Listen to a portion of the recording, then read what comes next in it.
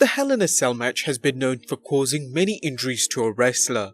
Ever since Mick Foley performed one of the craziest stunts in WWE history by being thrown off the top of the cell and crashing through the announcer's table below in 1998, wrestlers have used the cell to perform even more dangerous acts, trying to outdo one another by increasing the danger and not making the gimmick redundant. Over the years, we have had wrestlers go through the cell, jump off higher structures, and innovate different ways to use the cell to cause as much harm as possible against their opponent.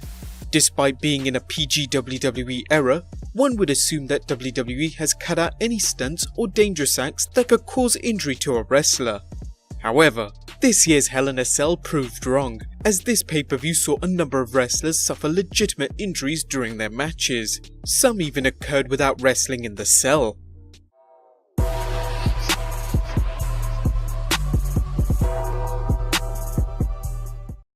Number 1. Jeff Hardy. Before the pay-per-view aired, many fans were curious as to what crazy stunt Jeff Hardy would perform during his match against Randy Orton in the infamous structure, promising fans that he will do something that people will never forget.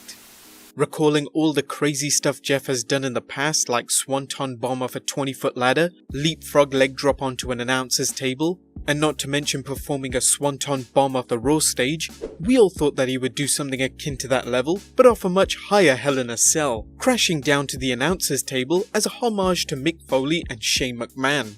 Whilst he didn't quite go to the roof of the cell, Hardy climbed up a ladder to straddle the ceiling of the cell and drop down. But just in the nick of time, Orton managed to move himself off the table, which caused Jeff to crash down face first. While the ref added the usual theatrics of shouting for an EMT to rush to Jeff's aid, Hardy was stretchered out, with the WWE giving updates on his condition through the night, one which read, "Following his brutal Hell in a Cell match against Randy Orton, Jeff Hardy was tended to by EMTs at ringside." Kathy Kelly then reported on Instagram that Hardy complained of severe abdominal pains backstage, prompting WWE medical personnel to have him transported to a local medical facility. The injury seemed to have worsened later on, with Cole reporting that Hardy began coughing up blood while en route to the facility. Once that subsided, Kathy Kelly went on to report that Hardy would be kept overnight for further observation. Whilst the injuries in truth may have not been that severe, WWE is working an angle around his injury, as Hardy did not appear on last night's edition of Smackdown to continue his feud with the Viper. Number 2. Randy Orton. It wasn't just the charismatic enigma that suffered some injuries inside the cell, as his opponent Randy Orton also suffered a number of legitimate lacerations across his back and leg.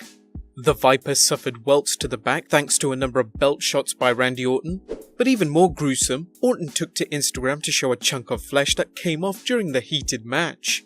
We have blurred it out just in case some are squeamish, but the link to the post is in the description below.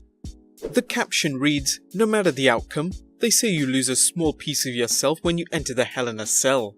Whilst Randy Orton appeared on SmackDown as his heelish self, he did not wrestle.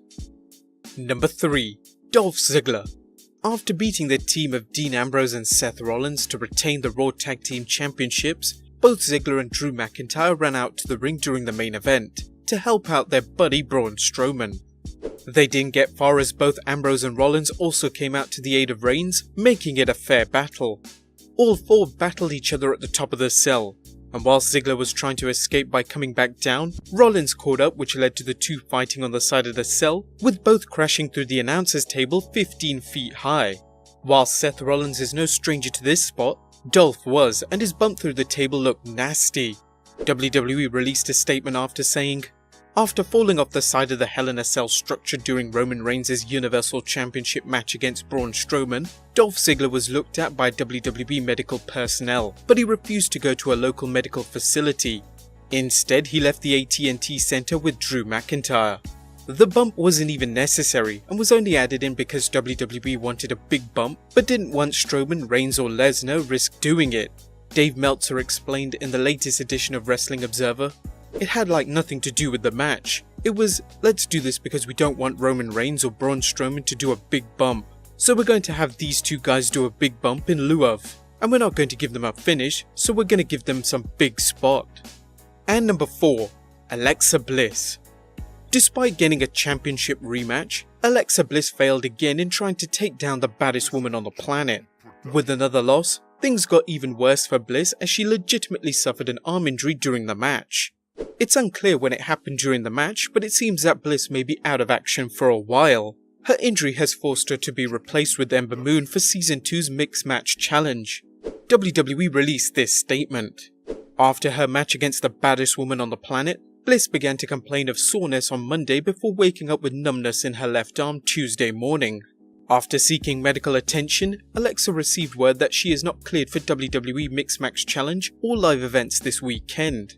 Accordingly, acting Raw General Manager Baron Corbin decided to replace the 5-time Women's Champion with Ember Moon as Strowman's tag team partner for tonight. Well guys, there you have it, 4 WWE wrestlers who suffered legitimate injuries at the Hell in a Cell pay-per-view. Be sure to leave your comments down below, subscribe if you haven't already, and I'll see you next time with some more wrestling content.